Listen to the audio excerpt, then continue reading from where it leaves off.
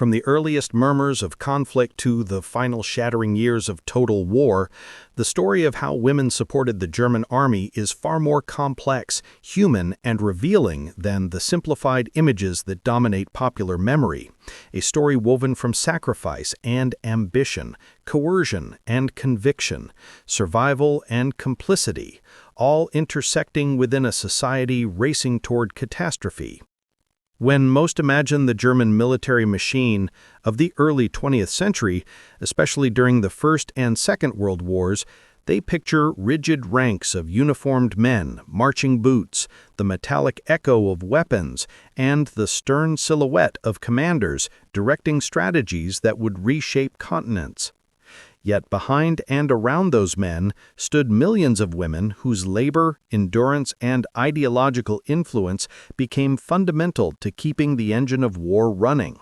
Their contribution did not unfold in the dramatic glare of frontline combat, but in the quieter, often overlooked arenas. Factories roaring with mechanized productivity, farms sustaining a nation under rationing, hospitals overflowing with wounded, households struggling to survive under bombardment, and organizational networks mobilizing public support. Their story reveals how war permeates every corner of society, transforming domestic life into an extension of military infrastructure and blurring the boundaries between civilian and soldier. Understanding this dimension is essential, not for glorification, but to grasp how modern warfare relies on entire populations and how social roles, particularly women's roles, are mobilized, manipulated, and expanded when nations reorganize themselves for conflict. The German case is especially compelling because it illuminates the intersection of gender expectations, political ideology, and national survival under two vastly different yet deeply militarized regimes, the imperial government of World War I and the totalitarian Nazi regime of World War II. In both periods, women were pulled, pushed, or persuaded into forms of service that reflected the needs and values of the state, revealing how gender became a tool of national strategy. During World War I, the German Empire faced unprecedented industrial demands, massive casualties, and a collapsing economy, forcing women into industries that had been considered exclusively male. As men enlisted or were conscripted, German factories, farms, and transportation networks began to rely on the hands and resilience of women who had to navigate exhausting workloads, food shortages, inflation, and the emotional weight of the conflict. Their contributions, ranging from munitions manufacturing to nursing the wounded, were essential to sustaining the imperial army, even as the government struggled with class tensions, political unrest, and public disillusionment. These women experienced a conflicted sense of purpose. Some embraced new opportunities for independence and responsibility, while others shouldered them out of necessity or fear of social condemnation. Their efforts challenged traditional gender boundaries, even though the government and press often framed their work as temporary, born of crisis, rather than a genuine reimagining of women's social roles. If World War I exposed the fragility of old gender hierarchies, World War II, under Nazi rule, weaponized womanhood in an entirely different way. After rising to power, the Nazi regime publicly promoted an idealized vision of women as homemakers and mothers, guardians of racial purity and nurturers of a growing Aryan population. The slogan, Kinder, Küche, Kirche, Children, Kitchen, Church, emphasized their domestic mission, a stark contrast to the industrial mobilization of the previous war. Yet as rearmament accelerated and Europe plunged once more into conflict, the regime's ideological rigidity collided with military necessity. Germany needed labor, millions of workers to operate its factories, transport goods, administer bureaucracy, and support the war front. Despite initial resistance, the Nazi state gradually expanded women's mobilization, particularly in auxiliary military organizations where they worked as clerks, communications operators, code specialists, drivers, and support personnel for the Wehrmacht and Luftwaffe. These roles were framed as non-combatant, yet they placed women in direct proximity to the operations of war, handling sensitive documents, coordinating logistics, and sustaining the administrative backbone of the military machine. The contradiction between official ideology and practical mobilization reveals how governments manipulate gender norms to fit wartime needs while preserving political narratives that project strength, stability, and moral order. Beyond formal roles, German women contributed in more complicated ways that continue to spark historical debate.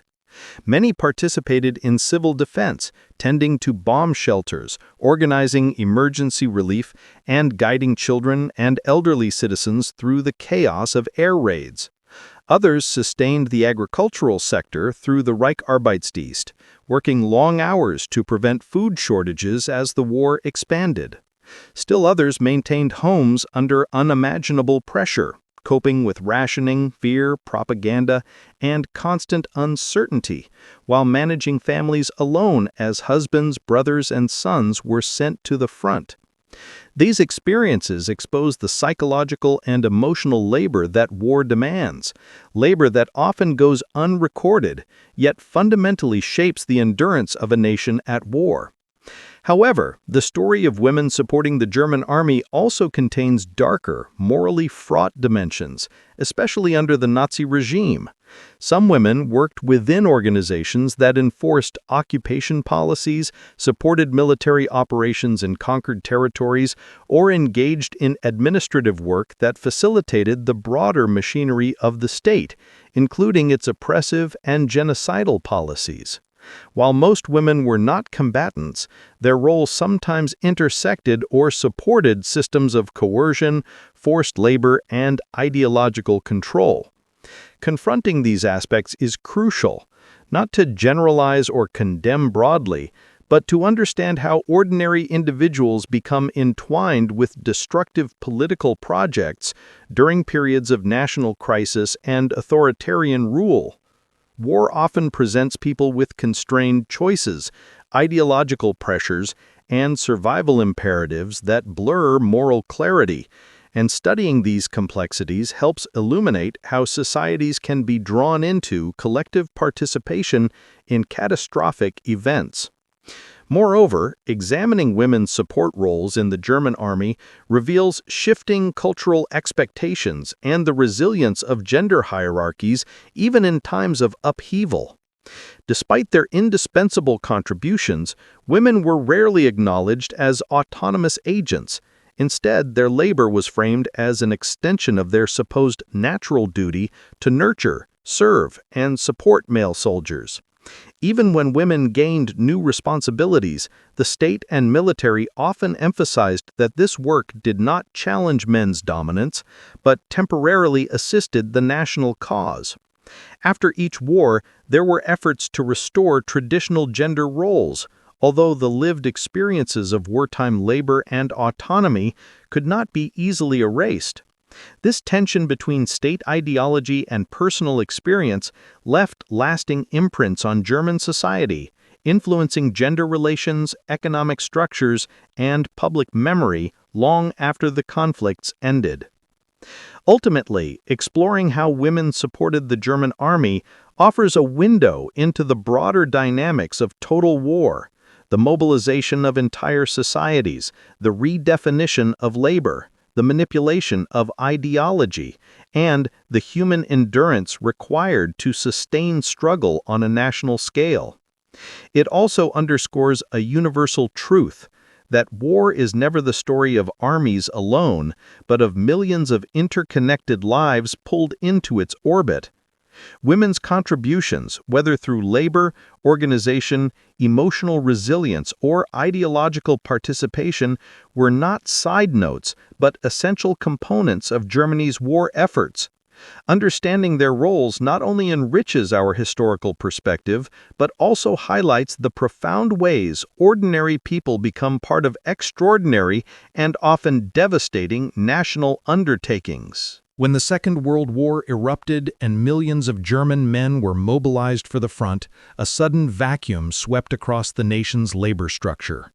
The German state, already operating under the principles of total war, quickly realized that its survival depended on bringing women into roles traditionally reserved for men. Although Nazi ideology promoted a domestic ideal for women, centered on motherhood, homemaking, and community work, the harsh realities of warfare forced the regime to expand expectations and redefine women's duties. In government offices, factories, transport systems, and military support centers, German women became the quiet workforce powering the Wehrmacht's massive logistical needs. Their mobilization was not sudden. It evolved through propaganda campaigns, labor shortages, and shifting political priorities. Women who had previously worked part-time or remained at home found themselves pressed into full-time service, entering roles that demanded technical skill, endurance, and discipline. The early war years saw a mixture of hesitation and necessity. Nazi leadership, particularly figures like Hitler and Goebbels, were reluctant to fully mobilize women, fearing it would contradict the regime's ideological promises. Yet by 1940, as the Wehrmacht expanded into multiple theaters, from Poland to France, the pressure to support military administration grew immense. Women stepped into clerical roles, managed supply offices, handled railway logistics, and coordinated communication channels vital for planning and transport. Their contributions, though often hidden behind desks and uniforms that lacked formal military recognition, became the backbone of the German war machine.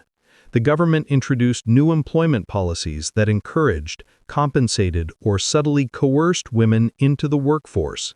These changes marked a turning point.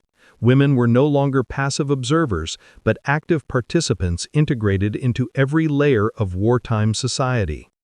As Allied pressure intensified and losses increased, the mobilization of women became more aggressive and structured.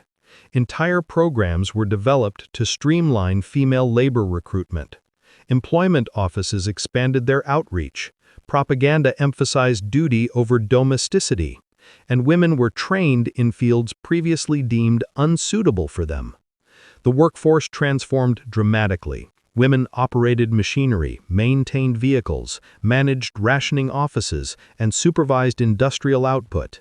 Their efficiency surprised even skeptical commanders who began to rely on the consistency and precision women brought to administrative and logistical work. The shift not only kept the German military supplied and operational, but also reshaped social roles within the nation.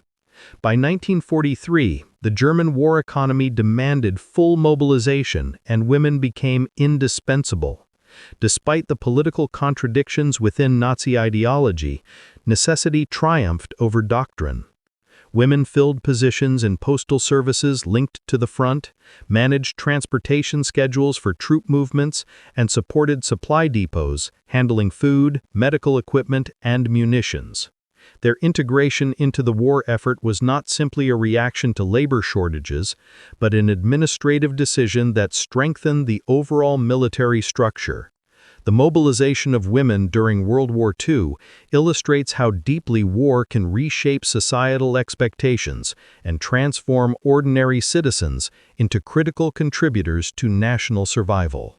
Women serving as nurses, Red Cross workers, and medical staff formed one of the most vital human pillars of the German war effort. Although they never carried weapons, their proximity to death, destruction, and the front lines placed them in the heart of the conflict. From the earliest stages of the war, medical organizations such as the German Red Cross, the National Socialist Women's League, and various military health departments recruited thousands of women to serve in hospitals, emergency stations, mobile medical units, and field clinics attached to fighting divisions. Their responsibilities ranged from performing basic first aid to assisting surgeons during emergency operations in makeshift surgical tents. These women worked in conditions often described as chaotic, unsanitary, and emotionally devastating, yet they remained one of the most dependable support systems the Wehrmacht relied on. Their work began long before soldiers ever reached the front, preparing medical supplies, organizing aid stations, documenting medical records, and training for the harsh realities of wartime care. Life for these women was far from the sanitized image portrayed in wartime propaganda. The reality of their daily surroundings included blood-soaked bandages, overcrowded wards, the screams of critically wounded soldiers, and the overwhelming pressure to save lives with limited equipment. Many served in field hospitals set up in bombed-out buildings, tents that shook with artillery blasts, or converted schools located dangerously close to the front. Transport nurses working aboard medical trains and hospital ships faced constant threats from air raids while tending to wounded men during long journeys. These missions required extreme concentration and physical endurance as nurses moved through narrow corridors, stabilized injured soldiers on swaying beds, and performed life-saving tasks under intense pressure. Despite the risks, medical staff often chose to remain with the wounded even when evacuation orders were given, demonstrating a sense of duty that rivaled any combat soldier's bravery. Their work expanded significantly as the war intensified. During the brutal Eastern Front campaigns, nurses encountered injuries far beyond the norms of Western medical practice. Frostbite, severe burns, shrapnel wounds, amputations, and psychological trauma defined their everyday reality.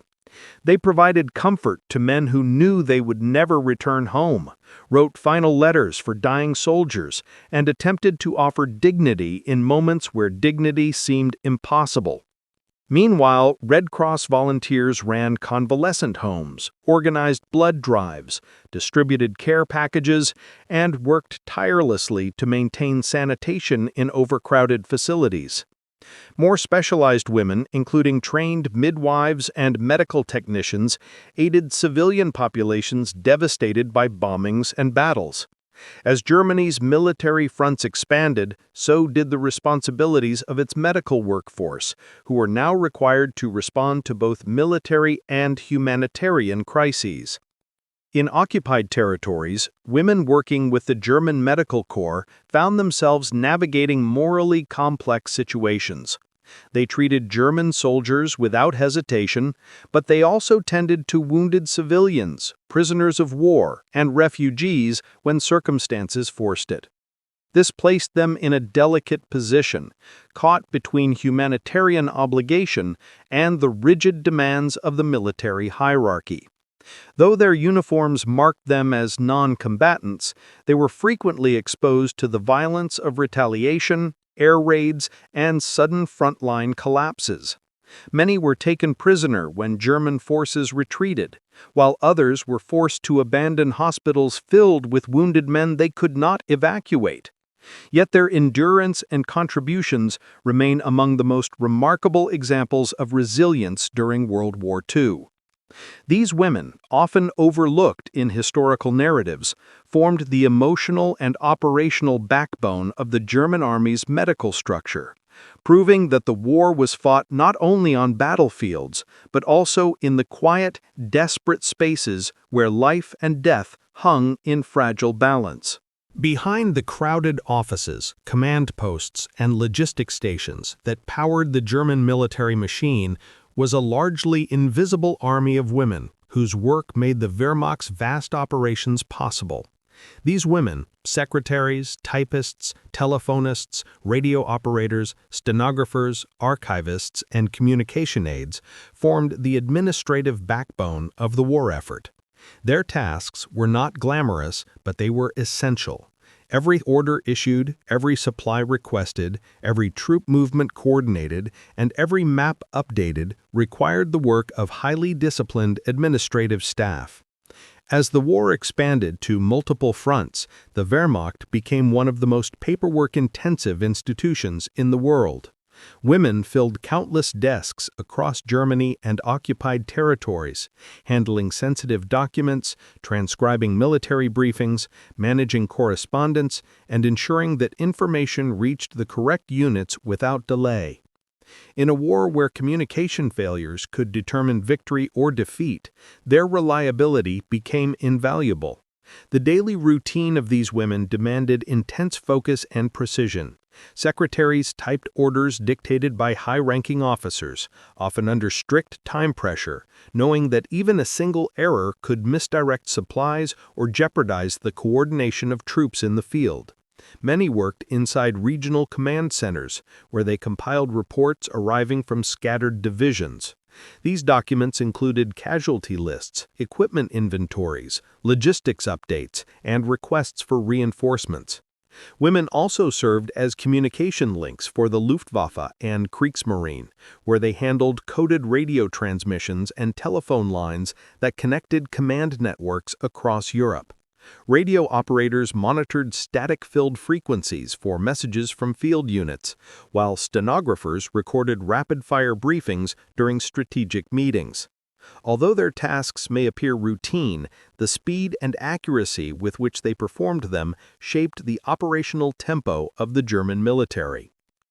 For many women, these administrative roles provided their first glimpse into the inner workings of military decision-making. They witnessed commanders coordinating tank regiments, preparing air raids, or responding to sudden setbacks. Yet the privilege of such proximity came with strict rules. Secrecy was mandatory. Women were forbidden to discuss the contents of documents they handled or conversations they overheard. Violations were punishable by imprisonment or, in severe cases, charges of treason. Thus, their workplaces were environments of constant pressure, professional, political, and moral. Despite these conditions, women built strong working relationships and a sense of camaraderie, helping each other manage workloads that grew heavier as the war turned against Germany. As manpower shortages worsened, women increasingly entered positions once reserved for experienced male clerks. They were trained in technical tasks such as cartography, coding and decoding messages, maintaining personnel archives, and coordinating supply shipments. Some were assigned to field headquarters close to active combat zones. These postings exposed them to the dangers of air raids, artillery fire, and sudden evacuations. Women working near the Eastern Front in particular described nights spent typing orders while explosions shook their barracks or smoke drifted through shattered windows. Others served inside bunkers beneath major cities, where administrative staff worked around the clock as Allied bombs fell overhead. In these environments, their typewriters and telephones became instruments as crucial to the war effort as rifles and tanks. The administrative army of women supporting the German military shaped the rhythm and structure of the war. Without their work, the Wehrmacht would have struggled to coordinate its vast territories, manage its supply lines, or maintain the flow of orders that kept its soldiers moving. Their contribution reveals how war extends far beyond the battlefield.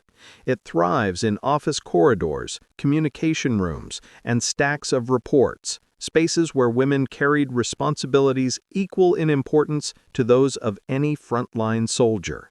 Their work remains one of the most overlooked yet essential elements of Germany's wartime machinery. The rise of the Helferinnen, or female auxiliaries, marked one of the most structured and militarized forms of women's participation in the German war effort. Unlike factory workers, farmers, or civilian volunteers, the Helferinnen were officially trained, uniformed, and assigned roles that placed them in close proximity to the core functions of the Wehrmacht. The program emerged from Germany's urgent need to redirect manpower to the front lines while sustaining massive bureaucratic, logistical, and communication systems at home and in occupied territories. Women recruited into the Helferinnen Corps became typists, clerks, radio operators, telephone specialists, signals analysts, drivers, file keepers, and logistical aides, roles essential for the daily operations of a modern, mechanized army. Their work, though often overshadowed by male combat narratives, formed the invisible infrastructure without which the Wehrmacht could not function. Training for the Helferinnen was formalized and structured. Young women arrived at camps designed to introduce them to the regimen, discipline, and ideological framing expected by the military. They learned communication protocols, confidentiality standards, technical skills, and codes of conduct, all while being immersed in the ideological messaging of the Nazi state. Uniforms were issued to instill a sense of belonging and seriousness, symbolizing a shift from ordinary civilian life to a quasi-military identity. These women were not combatants, but their roles often brought them closer to the front than many civilians ever ventured during the war. Helferinnen were essential in signals units, where the rapid movement of information determined the success or failure of military operations.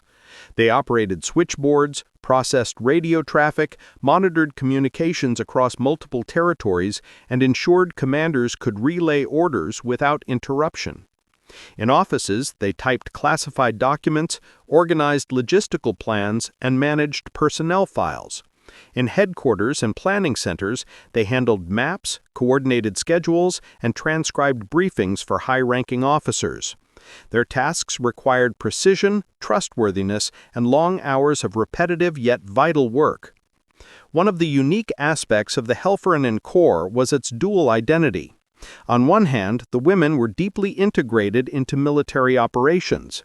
On the other, the state insisted that they maintain traditional ideals of femininity, modesty, and discipline. Navigating these conflicting expectations shaped the experience of millions of women who served as auxiliaries. Some volunteered eagerly, drawn by patriotism, opportunity, or the allure of uniformed service. Others, however, joined because of economic necessity or state pressure, finding themselves swept into the machinery of a totalitarian war system. Despite their proximity to power, Helferinnen occupied a fragile position. They were considered indispensable, yet never fully recognized as soldiers. Their uniforms carried no rank insignia, and their participation was framed as service rather than military engagement. They worked in critical roles, but remained excluded from decision-making and strategic authority. Even so, the Wehrmacht depended heavily on them, and by the height of the war, female auxiliaries formed one of the largest support bodies in the armed forces. As the war turned against Germany, the responsibilities of the Helferinnen intensified. They managed evacuation communications, handled increasingly desperate logistical requests, supported retreating units, and maintained morale within collapsing administrative structures. Some were stationed near active battle zones, enduring bombings, hunger, and chaos. Others were relocated repeatedly as headquarters moved to evade Allied advances.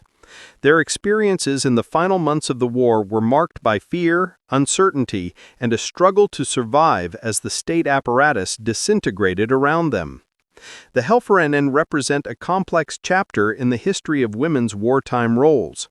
They embodied the contradictions of a society that simultaneously needed and restricted its female population. In uniform but not soldiers, empowered in skill yet limited in status, essential yet overshadowed, these women carried out duties that left a significant impact on the functioning of the German military machine. As World War II intensified, Germany's war machine required an unprecedented level of economic and industrial output. With millions of men drafted into the Wehrmacht, the burden of maintaining agricultural production, factory labor, and essential domestic industries increasingly shifted to women. This chapter explores how women became the backbone of Germany's wartime economy, keeping the Nazi state functioning even as resources dwindled and the front lines consumed every available male worker. The Nazi regime had long promoted the ideology that women's primary duties centered on motherhood and the home. Yet the demands of total war forced a major contradiction in policy. Germany required women not only as mothers, but as workers. By 1943, the labor shortages had grown so acute that women were being mobilized in numbers unmatched since World War I. Whether in rural villages or industrial hubs like the Ruhr, women stepped into roles previously considered strictly male domains. Factories became the most visible sectors of female wartime labor. Women worked in munitions plants, assembling bullets, artillery shells, and explosives under dangerous and exhausting conditions. They operated heavy machinery, calibrated weapons components, packed supply crates, and maintained production lines running day and night. Munitions labor was physically demanding and often hazardous. Explosions, chemical exposure, and long shifts were common, and accidents frequently claimed lives. Yet these women kept output steady, enabling the Wehrmacht to continue fighting on multiple fronts. Women also worked in vehicle, aircraft, and ship production. They helped construct engines, riveted airframes, stitched parachutes, and maintained critical supply systems. As Allied bombing intensified after 1943, factories were destroyed or relocated underground. Women were tasked with rebuilding equipment, reorganizing production, and transporting materials through increasingly dangerous terrain. Many labored in freezing temperatures, without adequate food, sleep, or shelter, yet they continued working under the constant threat of air raids. Agriculture presented another massive challenge. Germany depended heavily on food produced within its borders, and with many male farmers at war, the responsibility fell squarely upon women. Known as Landfrauen, or land girls, these women plowed fields, harvested crops, repaired farm machinery, tended livestock, and distributed food to local populations and the military. Their contributions kept both civilians and soldiers fed, despite severe shortages of fertilizer, fuel, and animal labor. Women often worked from dawn until dusk, balancing farm duties with household responsibilities, childcare, and ration management. In addition to factory and farm labor, women supported the war economy through administrative and logistical work. They managed ration offices, calculated industrial output, distributed raw materials, processed fuel allocations, and kept the war economy organized even as infrastructure deteriorated.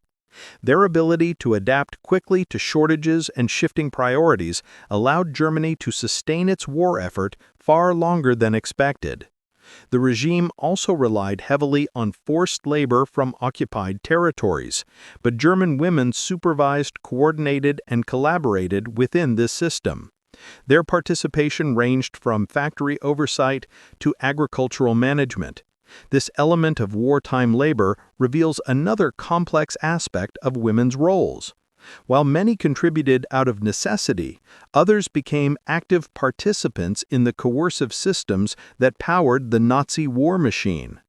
By late 1944, Germany's economy was collapsing under the strain of continuous Allied assaults and dwindling resources. Factories lacked electricity, railways were bombed into ruins, and agricultural production faltered. Still, women worked to keep basic systems functioning, salvaging materials from bombed warehouses, repairing machinery by hand, and improvising production techniques. Their resilience delayed the economic collapse, but could not prevent it. Women's contributions to the war economy remain one of the least acknowledged aspects of Germany's wartime history. They worked in silence, often without recognition, yet their labor powered the Wehrmacht and sustained the home front. Their participation, symbolic of both resilience and coercion, reveals how deeply total war reshaped German society. In fields, factories, and administrative centers, women became the unseen engine of the war effort, their efforts woven into the fabric of every battle, every production line, and every strategic decision made by the German state. As the Third Reich crumbled under the relentless advance of Allied forces in 1944 and 1945, the fate of the women who had supported the German army, whether as auxiliaries, factory workers, farm laborers, or administrative staff, entered a turbulent and uncertain chapter. The collapse of the Nazi state brought with it not only military defeat, but also profound social upheaval, mass displacement, and a reckoning with the consequences of total war. This period marked a dramatic shift in the lives of millions of women whose identities had been shaped by the demands, structures, and ideologies of wartime Germany. The final months of the war were chaotic and brutal. Female auxiliaries serving in communications, administration, and logistics often found themselves stationed in areas that rapidly transformed into active combat zones. As the Wehrmacht retreated, headquarters dissolved overnight, leaving Helferinnen to fend for themselves. Many fled westward in overcrowded trains, on foot, or in convoys targeted by airstrikes. Others were left behind in collapsing command posts, facing hunger, exhaustion, and the terror of approaching enemy forces. For many women, especially those stationed in the East, the Soviet advance brought traumatic experiences, including violence, reprisals, and forced displacement. Their service to the German army offered no protection as the Third Reich dissolved.